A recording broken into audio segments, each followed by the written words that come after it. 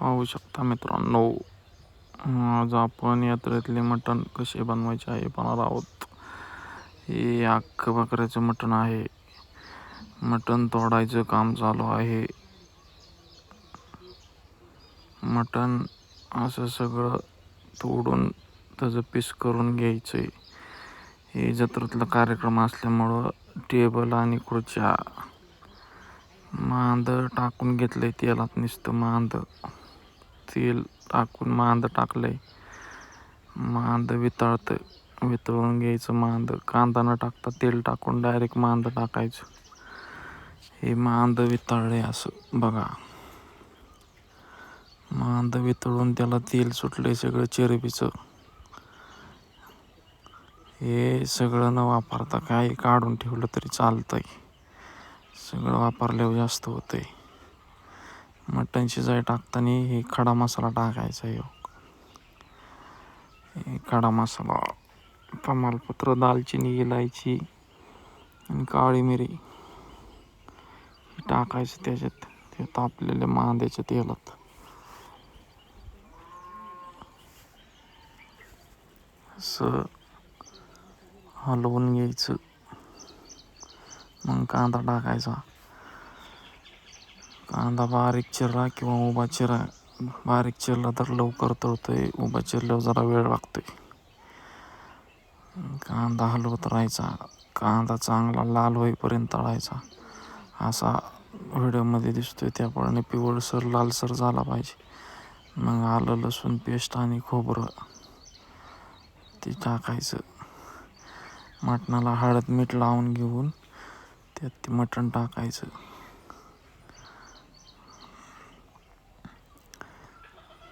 हे असं बघा, जवळजवळ 35 किलो मटण आहे टोटल.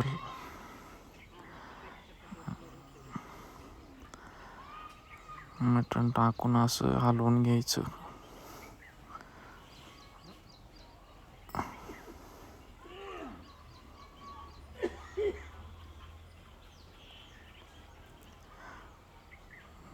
मटणाला कांदा भाजाय टाकायचा असं चुलीत.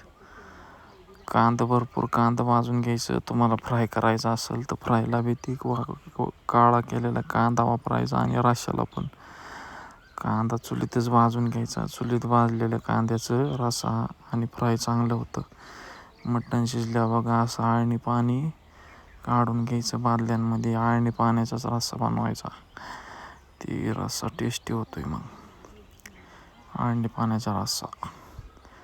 वरनं पण पाणी घालता येतंय पण जास्त घालायचं नाही. मग ही आळणी पाण्याचीच तरी घेतली वरची, ती मगाची आपण तेल काढून घेतलेलं ती चरबीचं. आणि त्यात ही भाजलेला कांदा टाकून परतून घ्यायचं चांगलं. वाटण असं परता की तेल साईडला सुटलं पाहिजे इतकं वाटण परतून घ्यायचं चांगलं. वाटण हलवत राहायचं नाही ते खाली चिकटतं. मग असं वरचं तरी काढून घ्यायची त्याची. आणि वाटण तळत्यात तिकडं टाकायची ती. असं टाकत राहायचं त्यात. बघा मसाला दाखवतोय. धना पावडर, गोडा मसाला, मीठ मटण मसाला, हळद पावडर आणि बेडगी मिरची पावडर, कांदा लसूण मसाला. ही फ्राय बनवायसाठी प्रकाशचं कोल्हापुरी फ्राय मसाला भेटतो ते आणलेला. घरचा मसाला आहे त्यात. ही फ्रायसाठी कांदा हे असं एका ताटात मसाला मोजकाच काढून घ्यायचा. जेवढा लागतोय तेवढा अंदाजाने. जास्त मसाला नाही आणि कमी पण नाही. मसाला एकदम मापात वापरायचा. जास्त मसाला वापरला तरी रस्सा फेल जातोय. मी बघा असं चांगलं वाटण परतून घ्यायचं. हे इसूर कालवायचा गरम पाण्यात. गाठी फोडून घ्यायच्या. गरम पाण्यात इसूर कालवल्यावर चांगलं होतं कालवण. अशा पद्धतीने त्यात इसूर घालून घ्यायचा. इसूर घालताना पण हलवायचं नाही तर खाली चिकटते वाटण. हलवत राहायचं.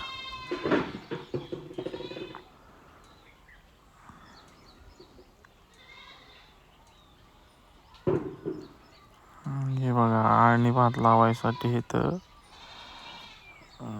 खडा मसाला आणि ते चरबीचं निघालेलं तेल टाकले. त्यात कांदा टाकलाय. मग अशीच मटण करताना कांदा जास्त टाकलेला त्यातलाच काढून इकडं टाकतोय.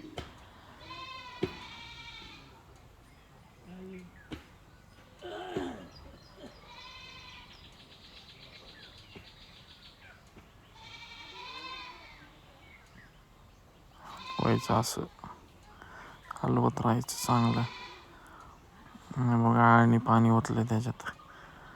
हे मटणाचं आपण मगाशी सूप ठेवलं होतं ती सूप टाकले त्याच्यात. सूपच्या पाण्याला चांगली उकळी आली की मग त्यात राईस टाकायचा.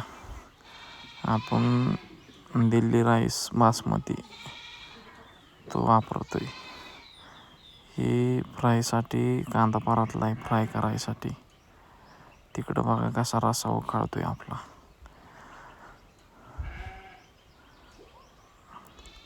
फ्राय बनवायला पण असं पहिल्यांदा तेल टाकायचं, बारीक चिरलेला कांदा टाकायचा. मगाशी सांगितल्याप्रमाणे कांदा चांगला चुलीत भाजून घ्यायचा आणि त्याची ग्रेव्ही करायची. आणि हे भाजलेला काळा केलेला कांदा तो टाकायचा आणि तो चांगला परतून घ्यायचा.